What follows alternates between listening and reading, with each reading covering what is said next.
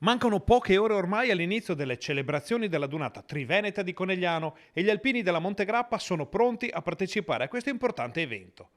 Dal Ponte Vecchio alla Marca è poco più di una gita, soprattutto in relazione alla recente Dunata nazionale di Biella, ma questi sono dettagli che contano poco per gli alpini bassanesi. Gli alpini sono pronti per invadere pacificamente Conegliano.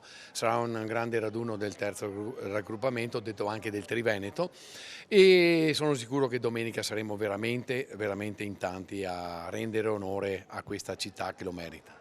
Conegliano, per quanto importante, è uno dei tanti impegni di questa estate alpina per la Montegrappa. Bassano non per niente è definita un po' la piccola capitale degli alpini per antonomasia. Ha citato il Tomba, che siamo la prima domenica di settembre, che è una cerimonia a carattere nazionale. Poi ricordo che la domenica dopo saremo a Malo, ospiti del gruppo di Malo, per celebrare il raduno delle sezioni vicentine. E poi per noi di Bassano, domenica dopo saremo a Tezze sul Brenta per la nostra sezionale, sicché si può dire sarà proprio veramente un settembre di fuoco. Tanti impegni, tante penne nere sempre presenti.